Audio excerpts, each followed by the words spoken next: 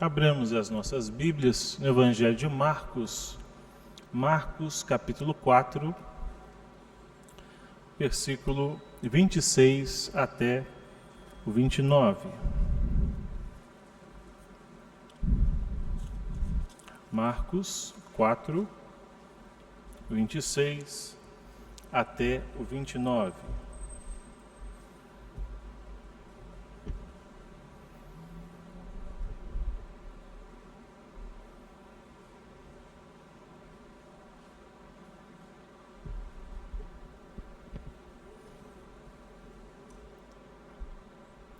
Diz assim a palavra de Deus. Disse ainda: o reino de Deus é assim como se um homem lançasse a semente à terra, depois dormisse e se levantasse de noite e de dia, e a semente germinasse e crescesse, não sabendo ele como. A terra por si mesma frutifica, primeiro a erva, depois a espiga e por fim o grão cheio na espiga. E quando o fruto já está maduro, logo se lhe mete a foice, porque é chegada a ceifa. Vamos orar novamente? Ó Deus, a Tua palavra é viva e eficaz. A Tua palavra é capaz de transformar o nosso coração. Por isso, nesse momento, que o Teu Santo Espírito ilumine o nosso entendimento, para que possamos compreender o que o Senhor quer de nós. Nós oramos assim em nome de Jesus. Amém. Nós, na semana retrasada, começamos uma série de sermões nas parábolas de Jesus. E hoje nós veremos a parábola da semente, que é a continuação da parábola do semeador. Tem a mesma ideia, os mesmos elementos, também fala sobre o ouvir. Você é um bom ouvinte? Você sabe ouvir? Já te perguntaram sobre isso? Você sabe ouvir? Uma coisa é ouvir e esquecer. Outra coisa é ouvir como a palavra nos diz. Lá no seminário, me lembro de um dos nossos colegas, o professor foi perguntando: qual que é o seu dom? Meu dom é esse. E o seu? O seu é esse, o meu é esse. Chegou nele e ele falou assim: o meu dom é o dom de ouvir. E todo mundo caiu na gargalhada. Mas, irmãos, ouvir é muito importante. Ainda mais ouvir o que nós iremos ouvir nesta noite. Ainda mais ouvir quando o assunto tratado é o mais importante do que todos os noticiários que estão agora no ar. A mensagem que vocês irão ouvir é mais importante do que qualquer notícia dada, porque é a mensagem de Jesus. Por isso, precisamos aprender a ser treinados para ouvir essa mensagem.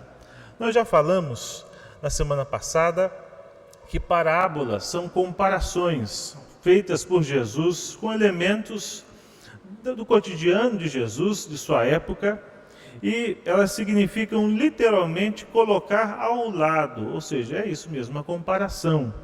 Por que Jesus usava parábolas? Lembrando, Jesus não usava parábolas porque era mais fácil, viu? Muita gente fala isso. Não, Jesus usava parábolas porque ele queria contar uma ilustração, para ficar mais fácil. Era o contrário, hein? Jesus usava parábolas para dificultar o seu ensino, para que algumas pessoas ouvissem e não aqueles que estavam se aproximando dele, mas não se interessavam de fato pelas suas palavras. Por isso as parábolas de Jesus foram dadas para complicar. Os discípulos mesmo não entendiam. Lá no Evangelho de João eles disseram: agora que nós estamos entendendo. Nós vimos isso na última oportunidade. Outra questão, o próprio Jesus diz porque ele falava por parábolas. Mateus 13, versículo 11. Ele respondeu o seguinte: porque a vós outros é dado conhecer os mistérios do reino dos céus, mas àqueles não lhes é isso concedido. É por isso que ele falava por parábolas, porque não era para que todos entendessem, justamente porque a sua mensagem estava voltada para o seu povo e não para aqueles que tinham se aproximado para ver o que ele iria fazer, curiosos, simpáticos, mas de fato não eram do seu povo. Hoje nós veremos essa parábola da semente. Nós já falamos também que as parábolas estão concentradas nos evangelhos sinóticos, ou seja, em Mateus, Marcos e Lucas. Você não encontra nenhuma parábola em João. Nós vimos a exposição do livro de João e não há nenhuma parábola. Mas nos evangelhos sinóticos nós temos quase 40 parábolas. E elas possuem uma verdade central, uma comparação real com as coisas do cotidiano. Elas não possuem um significado oculto, misterioso ou diverso, mas um significado plausível, fácil de entender para aqueles que têm a hermenêutica de Jesus. E ela possui um significado e não vários. Não, cada um interpreta a parábola de um jeito. Não, cada um interpreta segundo a palavra nos ensina. Vamos então a essa parábola da semente, Evangelho de Marcos, capítulo 4.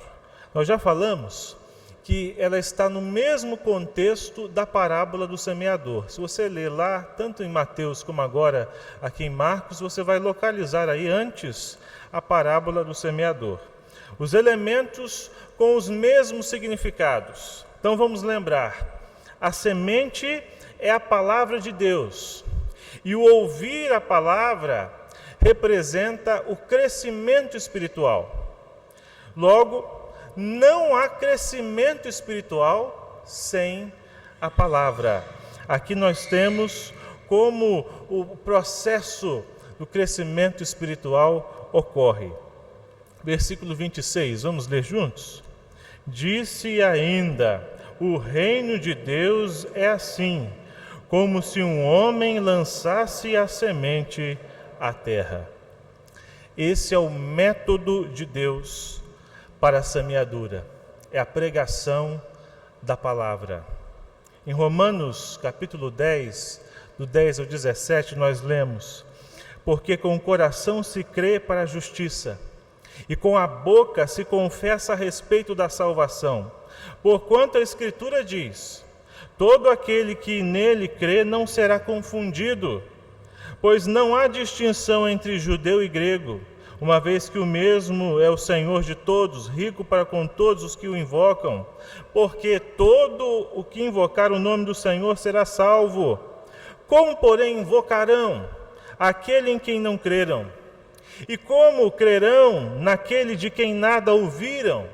E como ouvirão se não há quem pregue? E como pregarão se não forem enviados? Como está escrito: quão formosos são os pés dos que anunciam coisas boas. Mas nem todos obedeceram ao Evangelho, pois Isaías diz: Senhor, quem acreditou na nossa pregação? E assim, a fé vem pela pregação, e a pregação pela palavra de Cristo. É por isso que o reino de Deus se expande através da pregação. Nos nossos dias, meus irmãos, há muitas tentativas de tornar a igreja relevante. A gente escuta vários colegas pastores falando assim: a sua igreja precisa ser relevante. E como tornar a igreja relevante? Como entender que a igreja é relevante?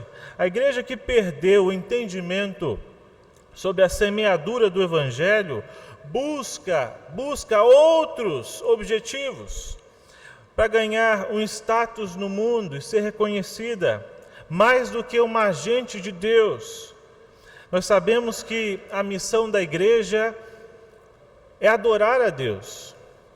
Essa é a missão da igreja. O fim principal do homem é glorificar a Deus.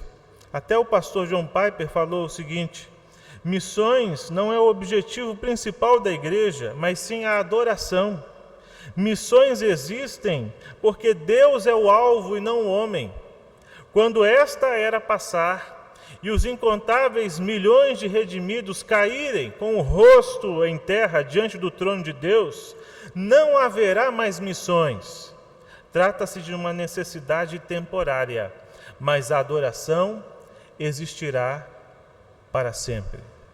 A finalidade, ou então o propósito do evangelismo e das missões é criar um povo para adorar a Deus. Só a igreja pode fazer isso pelo evangelho. Criar um povo para adorar ao Senhor. Qualquer religião, irmãos, podem criar grupos, programações agradáveis, festas para os seus participantes. A função da igreja não é ser um clube, um local agradável, um local aprazível para as pessoas de fora.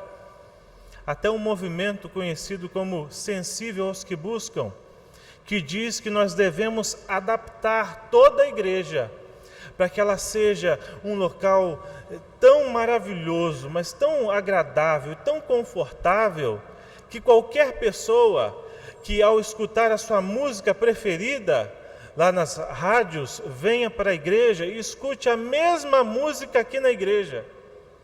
Então, se eu quero atrair mais jovens para a igreja, o que eu faço? Eu ponho uma música daquelas que eles gostam lá, que está sendo das 10 mais da rádio, e eu ponho uma letra mascarada, né? Porque não pode falar abertamente sobre o evangelho. E assim eu torno a igreja um ambiente legal de se estar. É sensível aos que buscam. É tornar a igreja relevante. Muito cuidado com isso. Qualquer um pode fazer ação social. Até mesmo ateus se juntam e podem fazer o bem social. Podem dar cestas básicas, podem ajudar os carentes, podem fazer uma vaquinha para ver se alguém está precisando. Nós temos até sites hoje de vaquinha. São pessoas que nem conhecem a Deus, mas se juntam para causas aleatórias. Isso existe. O que é mais relevante, irmãos, é dar um bom exemplo para as pessoas no mundo de que a igreja pode ser um local atraente, um local de assistência, de boas atitudes, como uma ONG, ou dar aquilo que as pessoas realmente necessitam. A pregação da palavra genuína não só transforma o indivíduo por dentro, mas isso também reflete no seu exterior.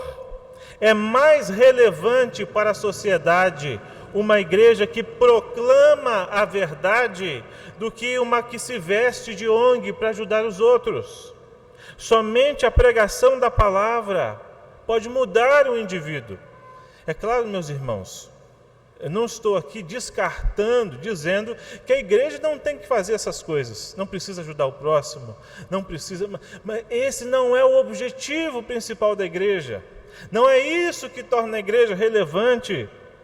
Hoje está até difícil ajudar o próximo. O diácono Humberto aí foi testemunha, o irmão Vitor, a Patrícia. Depois de uma das reuniões de oração aqui da terça-feira, chegou uma senhora e um rapazinho, mais ou menos uns 12 anos, né? E falando, olha, eu sou irmã também. Eu sou irmã. E porque Abraão, Isaac e Jacó, e falou umas coisas da Bíblia, e falou, olha, eu estou falando para você identificar que eu sou irmã. Tá bom, pastor? Eu falei, tá bom, agora já identifiquei. A senhora está precisando de alguma coisa? Sim, eu estou precisando, estou com fome, né? E eu sou de Volta Redonda, e eu preciso de uma passagem para Volta Redonda, e eu estou com fome e tal. Eu falei assim, dinheiro nós não temos, né? Nós não podemos ajudar com dinheiro, isso aí já ficou resolvido. Mas nós podemos ajudar, com certeza, né? Procurando alimento para a senhora, buscando ver se tem um recurso para passagem, a passagem sim, vamos ver. Aí eu fui lá em cima, falei com a Carmen, assim, vamos fazer a janta aí para ver o que tem para a gente levar. E a Carmen preparou 2 marmitex assim, espetaculares. Tinha arroz, tinha feijão, tinha salada, tinha farofa, tinha estrogonofe, tinha tudo ali de bom. E aí, quando eu cheguei aqui, dei para a senhora, né? Aí o Betão falou assim, a senhora pode sentar ali para comer, tem água aqui também. Ela olhou assim para a sacola, fez uma cara pior, tá? Uma cara pior. Comida de panela não posso não. Assim, mas a senhora não está com fome? Comida de panela não posso não. O meu negócio é um salgado ali, porque eu estou operada. Ué, a senhora está operada? A senhora pode comer essa comida. Aí tem salada, aí tem alface, tem tomate, tem cenoura. Você quer? Tô pro rapaz assim. Eu não, segura isso aí. Isso fica jogando um para o outro ali. E fiquei, olha só, a gente ajuda as pessoas na maior alegria. Alegria sim, né? Ajudando a pessoa falando que está passando fome. Eu quero um salgado ali, ó. Eu quero um salgado. Que isso? Está até difícil ajudar os outros. Depois nós ainda, depois disso, nós conseguimos a passagem. Botamos a senhora dentro do ônibus, né? E o Betão escoltou ela até lá em cima para ver se ela ia mesmo. Foi embora. Mas que coisa! Até para ajudar o próximo, é isso? O que a pessoa queria? Dinheiro? Para bebida, para outras coisas? Então fica difícil, irmãos. A gente ajuda uma vez, nós vamos ajudar a segunda vez, terceira vez, quarta vez. Mas a única coisa que pode transformar o coração daquela pessoa que está pedindo não é apenas a ajuda em si, mas é o Evangelho. Porque uma pessoa, quando ela se converte, ela não quer ficar naquela condição. Se ela fosse uma irmã, com certeza ela falaria assim, eu quero trabalhar. Porque o cristão é transformado por dentro e por fora. Essa é a relevância da igreja. Não é ser reconhecida pelo mundo, mas anunciar com fidelidade o que só ela pode fazer. A pregação da palavra, a pregação do Evangelho. Anunciar aquele que morreu e ressuscitou para salvar o seu povo dos seus pecados. Só a igreja pode fazer isso. Mesmo que o mundo não ache que isso seja relevante. E aliás, né, o mundo acha que tudo é relevante, exceto a pregação da palavra. Igreja relevante para quem? Para Deus, a verdade é relevante. Para o mundo, qualquer coisa, menos a verdade. Olha o versículo 27. Vamos ler juntos? Depois dormisse e se levantasse de noite e de dia, e a semente germinasse e crescesse, não sabendo ele como. A próxima observação que podemos fazer a partir dessa parábola é sobre a germinação da semente. A espiga não aparece da noite para o dia, é um processo. O tempo é determinado por Deus. Porém, uma coisa é importante nós notarmos aqui. Há um progresso na vida cristã. Mesmo que lento, algo deve acontecer. O ouvir da palavra tem que ser a prioridade para o cristão. Ouvir a palavra. Em Lucas, no capítulo 10, do versículo 38 ao 42, nós lemos aquele ocorrido na casa de Marta. Olha só. Caminhando Jesus e os seus discípulos chegaram a um povoado, onde certa mulher chamada Marta o recebeu em sua casa. Maria, sua irmã, ficou sentada aos pés do Senhor, ouvindo a sua palavra. Marta, porém, estava ocupada com muito serviço. E aproximando-se dele, perguntou: Senhor, não te importas que minha irmã tenha me deixado sozinha com o serviço? Dize-lhe que me ajude. Respondeu o Senhor: Marta, Marta, Você está preocupada e inquieta com muitas coisas. Todavia, apenas uma é necessária. Maria escolheu a boa parte e esta não lhe será tirada. Apenas uma coisa era necessária para Marta: ouvir da palavra do Mestre. Todas as outras coisas eram irrelevantes em comparação ao que Maria escolheu. Irmãos, eu já escutei muitas pregações nesse texto e algumas me surpreenderam, porque eu escutei um pastor falando contra Jesus aqui. Falou assim: olha, mas e Marta? Marta estava lá, talvez preparando alguma coisa, não é? E Maria estava escutando ali, fazendo nada, mas Marta, quem é que estava por trás? É Marta. Por isso tem o crente Maria e tem o crente Marta. Eu falei: meu Deus, como é que uma pessoa tem a coragem de discordar de Jesus? Não é? Isso é uma loucura, é muita audácia discordar do próprio Jesus. Até tem crentes, né, que falam assim: não, eu sou mais como Marta. Não fale isso, não faça isso. Talvez a Marta estivesse até preparando o almoço ali, estivesse lavando algumas vasilhas, preparando a mesa para Jesus e seus discípulos. Porém, meus irmãos, o ouvir a palavra de Jesus é mais importante até que o alimento. Quem aqui já ficou sem comer porque estava assistindo alguma coisa tão interessante, aquilo prendeu tanta sua atenção, que passou a hora de comer e falou assim: nem comi, está vendo? Passou, nem vi. Aí depois que passou que veio a fome, porque aquilo estava entretendo tanto, aquilo estava chamando tanto a sua atenção, que você não parou para nada. Quem aqui já não aconteceu isso? Maria estava ouvindo o que era mais importante no mundo naquele momento. Nada mais importava. Era a palavra de Jesus. Ela escolheu o melhor. Há pessoas que vão ao cinema e nem se levantam para ir ao banheiro em 3 horas de filme, né? Pode estar apertado, mas você não quer perder uma cena, que está passando alguma coisa. Olha, e a próxima cena? O que vai acontecer? Por acaso, a pregação da palavra de Deus é menos relevante que um filme? Talvez o problema não seja o semeador, nem a semente. Talvez o problema seja a terra, naquele que ouve a palavra.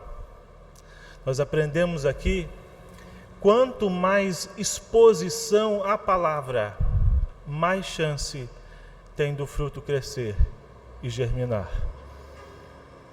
A palavra é a semente, mas a terra, ao se expor à palavra, também se expõe à luz. Ela é adubada por Deus, né? Agora falando no português, nós precisamos nos expor à palavra. Porque quanto mais a luz da palavra penetra no nosso coração, mais as nossas trevas são mostradas. Mais o conhecimento de Deus nos deixa felizes, satisfeitos, mais estaremos preparados para enfrentar as próximas pandemias, as próximas perdas, os próximos problemas. Quando eu andar pelo vale da sombra da morte, eu estarei preparado. É a palavra que nos prepara para todas essas coisas. Se expõe à palavra. Deixe que essa luz te atinja. E assim você vai crescendo, como Jesus aqui ensina. Versículo 28, vamos ler? A terra por si mesma frutifica. Primeiro a erva, depois a espiga, e por fim o grão cheio na espiga. O processo aqui depende da semente, do ato de Deus nos dar vida. Aqui a ênfase não está no trabalho do fazendeiro ou do semeador, mas nós sabemos que é necessário a preparação para a pregação da palavra. Sermões não se fazem sozinhos, ou então por insights, né? Eu sei de pregadores, sim, que vão para o púlpito, não olharam nem para o texto, nem para a palavra, mas aí falam assim: Senhor, fala. E aquele versículo ali que ele botou o dedo, ele fala. E depois, é claro, ele esquece daquele versículo. É o sermão APA, assunto puxa assunto. E vai falando de uma coisa, depois fala de política, de economia, do Brasil, Estados Unidos, Japão, Inglaterra, e o texto que é bom fica para trás. É por isso que a pregação da palavra exige preparo. A gente gosta sempre de contar aquela ilustração, né?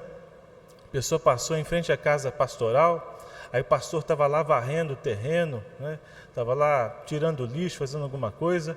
Aí a pessoa falou assim: ei, pastor, hein? Está trabalhando, hein? Aí o pastor respondeu assim: não, meu irmão, eu estou descansando. Aí depois, 2 horas depois, a pessoa voltou, o pastor estava em frente à casa lendo um livro. Ei, pastor, está descansando, hein? Aí o pastor disse: não, meu irmão, agora estou trabalhando, né? Então, porque às vezes a gente não entende, né? A gente acha que o trabalho é apenas aquele que nós vemos, é algo físico, né?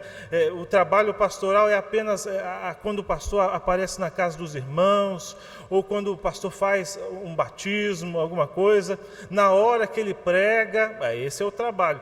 Mas há um trabalho que o pregador deve fazer, não só o pastor, mas todo aquele que prega a palavra, que é um trabalho que as pessoas não veem. A pregação da palavra é a ponta do iceberg.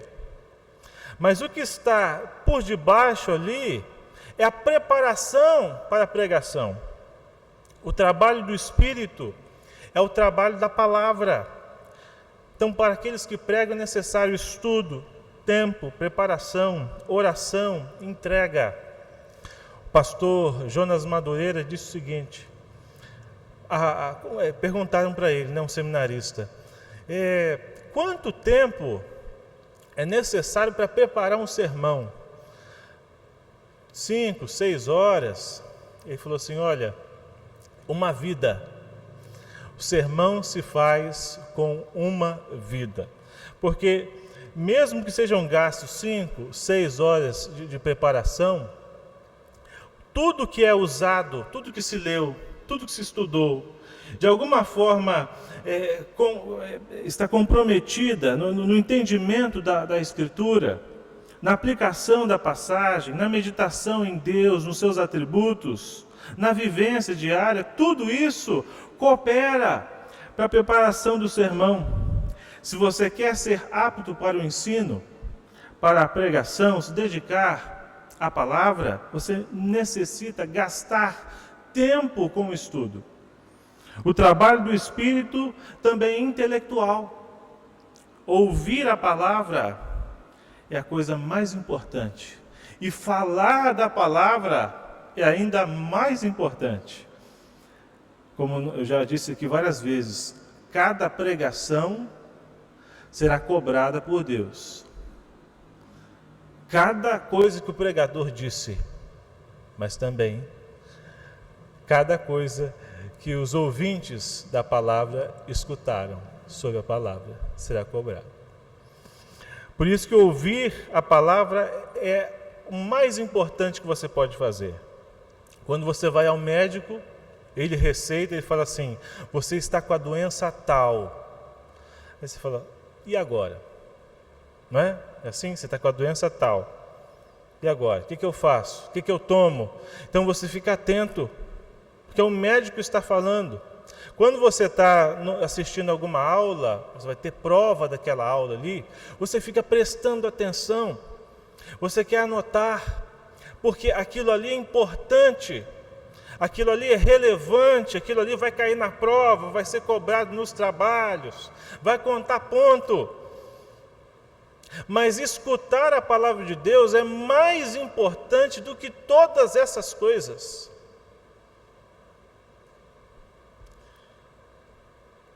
É a coisa mais importante que o cristão pode fazer. Deus fala hoje. É mesmo, pastor? Deus fala hoje? Sim, na palavra. Por isso, se alguém crê no Deus da palavra, precisa aprender a escutar a palavra, mesmo que o sermão seja mais longo, viu? Se você consegue assistir um filme mais longo, e você é um cristão, você conseguirá, com muito prazer, escutar a palavra por um tempo mais longo. Se você não tem hábito de escutar a palavra, você precisa treinar o seu ouvido, tanto para comparar o que o pregador está dizendo com a própria palavra, como para prestar atenção. Eu já contei aqui que eu era seminarista numa congregação e, vez ou outra, a mesma família dormia, né? Eu falei assim, não é possível, eu posso gritar, posso espernear, posso vir com gravata, cor de abóbora, não é? Às vezes sou eu, né? Posso mudar o sermão, posso jogar um estalinho assim, e eles não acordam. O que está acontecendo? Ou eu sou muito ruim, ou são eles, né? O pregador fica se cobrando também. E aí eu fui conversar com a família, o que acontece? Que só vocês dormem toda semana? Ah, pastor, que domingo a gente sai, joga bola, e depois vai para o parque, vai para a piscina, vai para o passeio, faz isso, faz aquilo.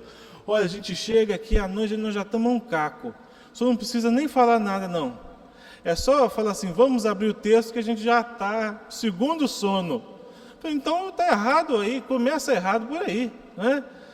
Você tem que se preparar para ouvir a palavra. Descanse antes.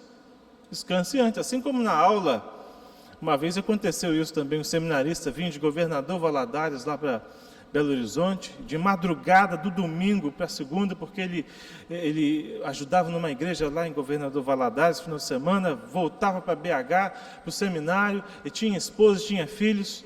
Então ele fazia assim, chegava a madrugada inteira viajando. A primeira aula era a aula mais importante, aula de teologia sistemática, primeira aula do dia. Ele não podia perder nem a respiração do professor, porque ele sabia que aquilo ia cair na prova. Ah, mas ele dormia. É claro, né? Isso prejudicava muito, muito nas suas notas. Também, irmãos, nós precisamos aprender a nos preparar para ouvir a palavra. Se eu sei que tem um culto, eu vou participar e vou escutar a palavra de Deus, eu preciso estar apto para ouvir. A terra frutifica. Isso significa maturidade espiritual.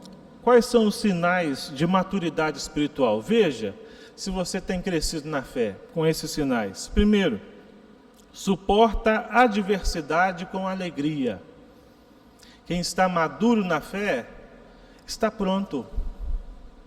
Pronto até para a morte, se necessário. Pode vir aflição, pode vir problema. Você tem certeza da salvação? Eu tenho certeza da salvação. Então, estar pronto para receber as adversidades é parte da maturidade. Outro sinal, a pessoa que é madura espiritualmente, que frutifica, uma terra boa, é uma pessoa que perdoa e está disposta a perdoar também. Pessoa que considera, que sabe que o outro é pecador e que sabe que precisa pedir perdão também. Outro sinal, essa pessoa continua crescendo na palavra, no seu conhecimento, na leitura, na meditação, na memorização da palavra. Ela sempre tem um versículo novo na mente, algo novo da palavra dizer que aprendeu, porque ela está crescendo. Outro sinal de maturidade espiritual é saber ouvir e ficar calado. Há momentos que a decisão mais sábia que você pode ter é não falar nada. E essa decisão vai poupar muitos problemas na sua vida. Isso é sinal de maturidade. Mesmo que tenha que engolir um sapo. Você fala assim, mas peraí. Às vezes até no casamento, essa discussão não importa. Quem que está com a razão? Isso não importa. Isso não vai acabar com o nosso casamento, não vai mudar a ordem das coisas. Então, há certas coisas que nós precisamos saber relevar. E dizer, não, isso já está superado. Eu não vou voltar nesse assunto, eu não vou brigar por causa disso. Isso é importante, a maturidade. E um outro ponto é ser servo e tratar a todos sem distinção. Servir. Estar pronto a servir. Esse é um sinal de maturidade espiritual. Vamos ler o versículo 29, todos juntos. E quando o fruto já está maduro, logo se lhe mete a foice, porque é chegada a ceifa. O crescimento espiritual, a princípio, meus irmãos, pode parecer oculto. Você cresce para Deus e talvez ninguém veja aparentemente. Só que mais tarde ele vai aparecendo. Os frutos vão aparecendo. O reino de Deus não pode ser escondido. Ele vai se tornar evidente com o passar dos tempos. Deus, meus irmãos, recompensará em público quem lhe for fiel em particular. Paulo disse lá em 1 Timóteo 4, versículo 15, medita estas coisas e nelas ser diligente, para que o teu progresso a todos seja manifesto. E lá em 1 Timóteo 5, versículo 24 e 25 diz assim, os pecados de alguns homens são notórios e levam a juízo, ao passo que os de outros só mais tarde se manifestam. Da mesma sorte, também as boas obras antecipadamente se evidenciam, e quando assim não seja, não podem ocultar-se. Aquilo que você crescer na palavra, que você crescer para Deus, que você fizer para Deus, mesmo que ninguém veja hoje, não busque o reconhecimento